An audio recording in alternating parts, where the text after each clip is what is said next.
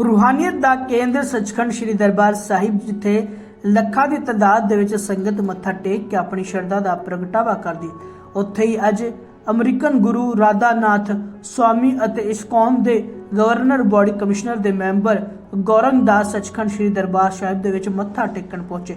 ਉਹਨਾਂ ਨੇ ਸੱਚਖੰਡ ਸ੍ਰੀ ਦਰਬਾਰ ਸਾਹਿਬ ਦੇ ਵਿੱਚ ਮੱਥਾ ਟੇਕ ਕੇ ਆਪਣੀ ਆਸਥਾ ਦਾ ਪ੍ਰਗਟਾਵਾ ਕੀਤਾ।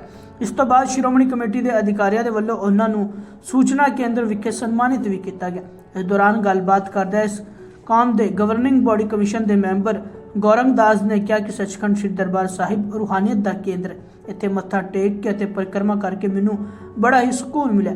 उन्होंने कहा कि उन्होंने देश भर के ਵੱਖ-ਵੱਖ गुरु धामां मंदिरां दे विच मत्था टेक के अपनी श्रद्धा का प्रगटावा किया है। अज उन्हों का अमृतसर दे विच प्रोग्राम सी अते उस तो पहला वो सचखंड श्री दरबार साहिब दे विच मत्था टेकन पहुंचे।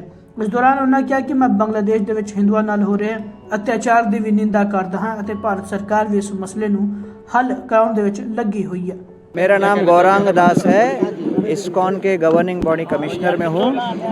1971 में इस्कॉन के संस्थापक His Divine Grace Shri AC Bhaktivedanta Swami Prabhupada ji वो भी यहाँ पर हरमंदिर साहब में आए थे, माथा टेक कर गए और उन्होंने यहाँ पर जो व्यक्त किया कि उनको दिव्यता यहाँ पर बहुत हृदय को स्पर्श कर गई।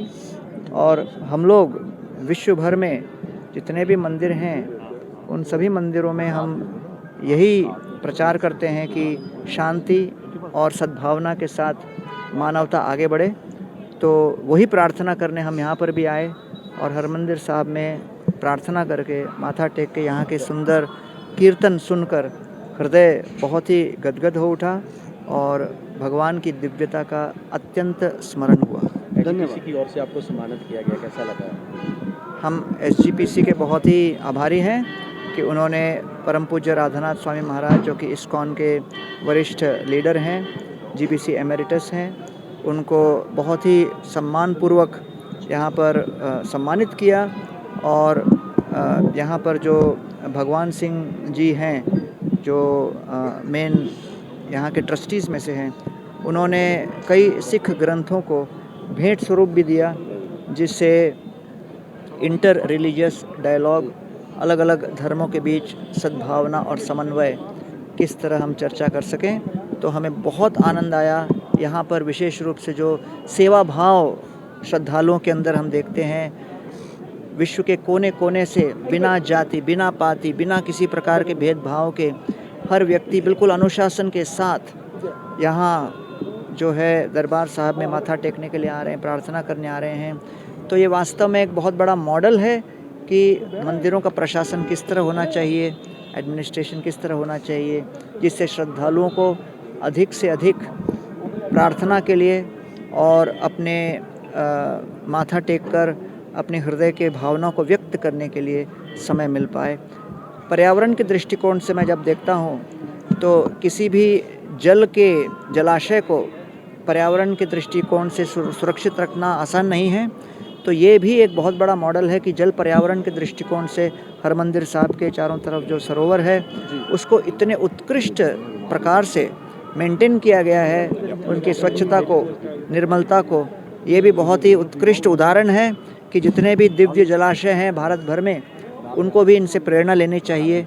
तो मैं बहुत ही आभारी हूँ और इस्कॉन अंतर्राष्ट्रीय कृष्ण संघ के विश्व भर के 1100 मंदिर और करोड़ों भक्तों की ओर से मैं हरमंदिर साहब के जितने भी ट्रस्टीज़ हैं और श्रद्धालु हैं सबको नमन करता हूँ, वंदन करता हूँ। बांग्लादेश में हो रहा है उसके ऊपर क्या कहेंगे आप? इस्कॉन के लीडरशिप, बांग्लादेश की लीडरशिप और भारत सरकार मिलकर इस पर बहुत विचार विमर्श कर रही हैं। कई चीज़ें हैं, सेंसिटिव है, इसलिए मैं मीडिया में अभी कुछ बोल नहीं सकता। अच्छा, क्या आप आज यहाँ पर अरदास करने आए हैं कि वहाँ पर शांति हो?